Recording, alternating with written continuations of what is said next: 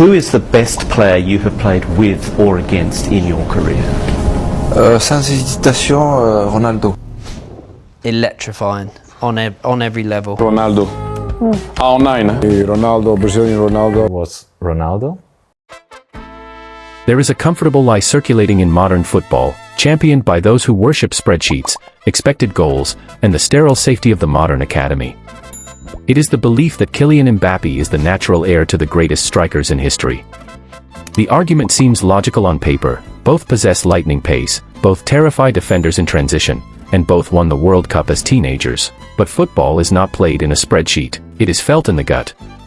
It is measured in the sheer terror of defenders, in the gasps of a packed stadium, and in the moments that make your hair stand on end. When you strip away the protected, padded environment of 21st century football and compare Kylian Mbappé to Ronaldo Nazário de Lima, the original R9, El Fenômeno, the comparison does not just fall apart. It collapses into absurdity. Kylian Mbappé is a world-class athlete. R9 was a force of nature, a biological glitch, a player so terrifyingly complete that he looked like he was sent from the future to ruin the careers of the greatest defenders to ever walk the earth.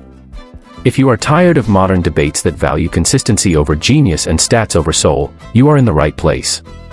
Before we dissect the raw, unfiltered truth of why Mbappé is nowhere near R9, hit that subscribe button right now. Turn on the notification bell so you never miss our deep dive footballing essays and tactical autopsies. Join our global squad of football purists right here on Football Overload.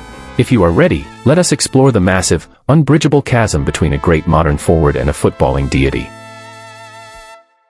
Teenage years. To understand why this comparison is fundamentally flawed, we must go back to the beginning. We must look at what both men were doing when they were teenagers. The modern fan looks at Kylian Mbappe's breakthrough with Monaco in 2017 as a historic, unprecedented event. At 18 years old, Mbappé tore up League One and scored crucial goals in the Champions League knockout stages. It was magnificent. But it was highly structured. He was the crown jewel of an incredibly well-balanced Monaco side, surrounded by Bernardo Silva, Fabinho, and Radamel Falcao, operating in a modern league protected by modern rules. Now, let us look at Ronaldo. At 17, Ronaldo was not just playing, he was destroying professional grown men in Brazil. Playing for Cruzeiro, the teenage Ronaldo scored 56 goals in 58 games. Let that sink in. A 17-year-old, playing against rugged, ruthless South American defenders who treated tackling as a blood sport, averaging nearly a goal a game. He was so undeniably brilliant that he was dragged along to the 1994 World Cup in the United States as a passenger to watch Romario and Bebeto lift the trophy. When Ronaldo moved to Europe with PSV Eindhoven at 18, he did not need time to adapt. He scored 35 goals in 36 games in his debut season. By 19, he was at Barcelona. What Ronaldo did in his single season at Camp Nou in 1996-97 remains the absolute peak of individual footballing dominance. Under the guidance of Sir Bobby Robson, a 20-year-old Ronaldo scored 47 goals in 49 appearances. But it was how he scored them. Think of his legendary goal against SD Compostela. Ronaldo received the ball in his own half. He was pulled, dragged, hacked, and tripped by two defenders who tried to literally bring him to the ground.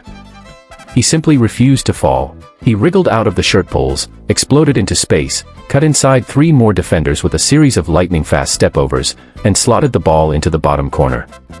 Sir Bobby Robson stood on the touchline, hands on his head, looking around in utter disbelief. He looked like a man who had just seen a ghost. By 20 years old, Ronaldo was named the FIFA World Player of the Year, becoming the youngest player ever to win it, a record that still stands 30 years later. By 21, he had won the Ballon d'Or.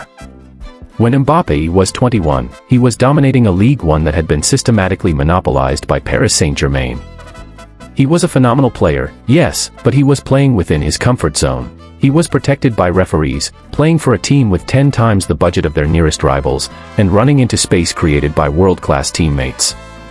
Ronaldo, at the same age, moved to Inter Milan for a world record fee to play in Serie A, the toughest, most defensive, and most physically brutal league in football history.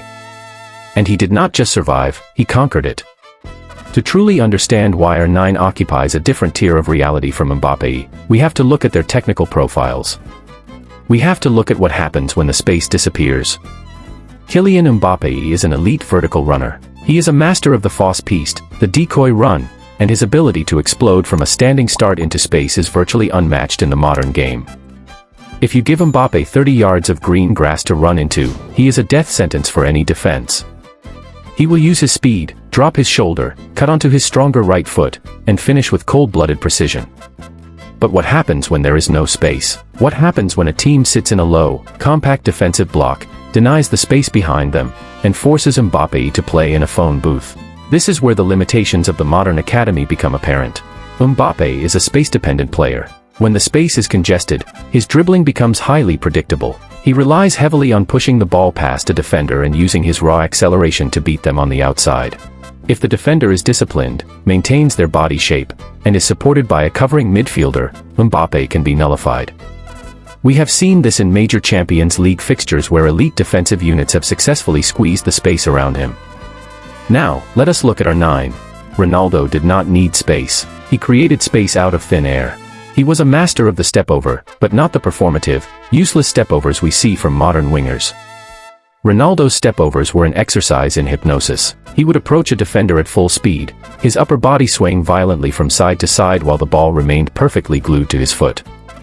He was performing these movements at a velocity that should have been physically impossible for a player of his height and build. He would shift his weight so rapidly that defenders would literally lose their balance and fall to the turf without Ronaldo even touching them. Look at his goal in the 1998 UEFA Cup final against Lazio. He ran clean through on goal, confronted goalkeeper Luca Marchigiani, and without even touching the ball, used a series of body feints to send Marchigiani crashing to the grass, leaving Ronaldo to walk the ball into an empty net. He could cut left or right with equal velocity, and he could shoot with devastating power and accuracy with either foot. If you showed him onto his left foot, he would punish you.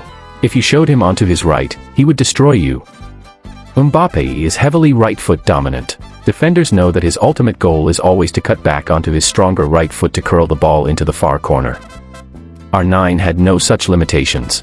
He was a complete footballing cheat code, possessing the physical power of a heavyweight boxer and the grace of a ballet dancer. The era. We cannot have this conversation without discussing the era in which these two men played.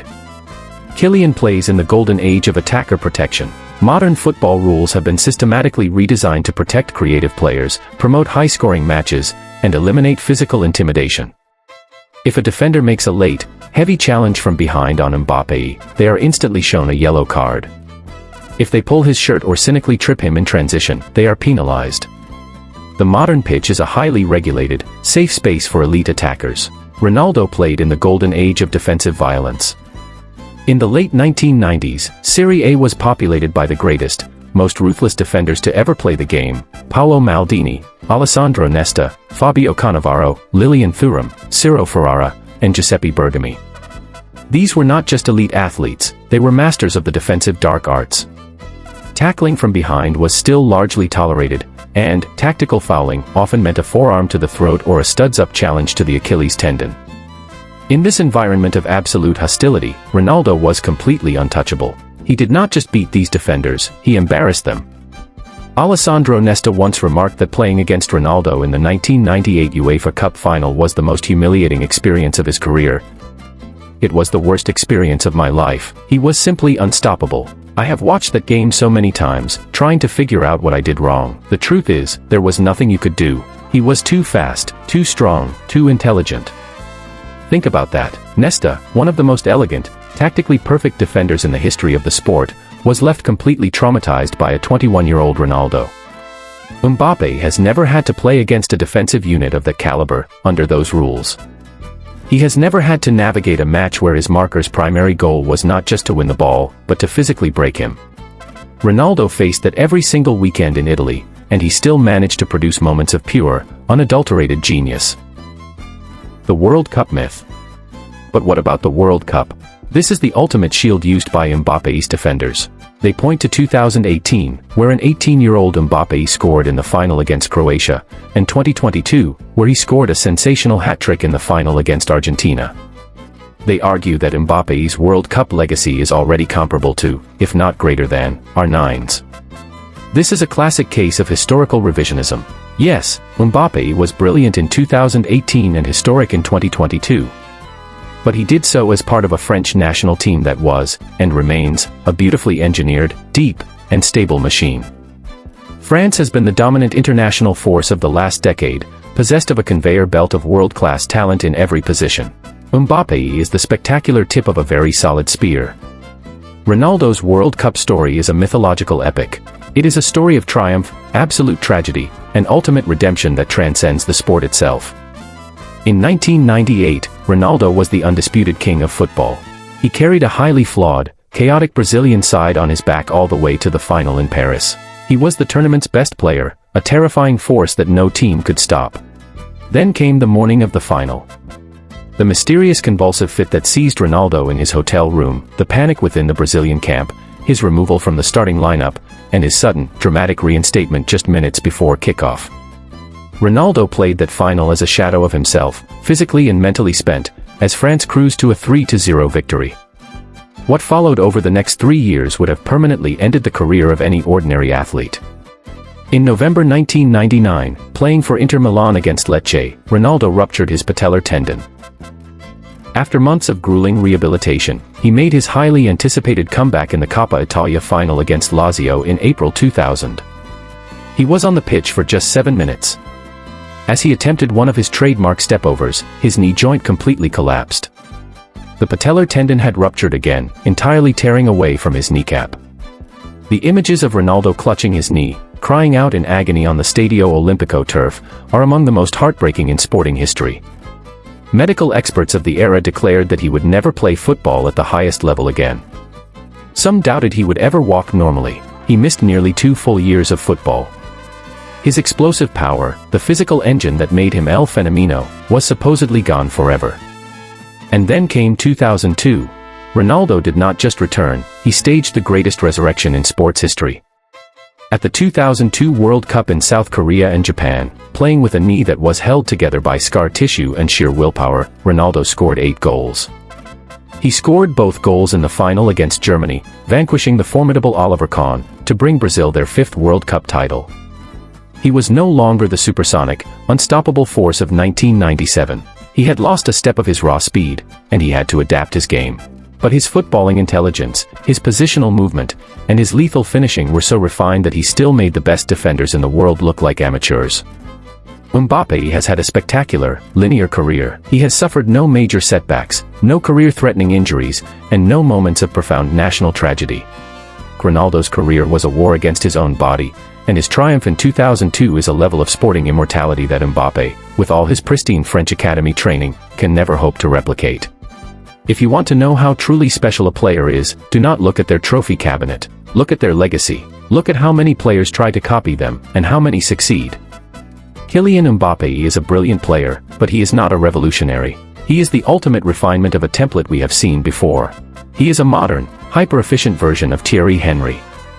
He is an incredibly fast, highly skilled inside forward who cuts in from the left wing.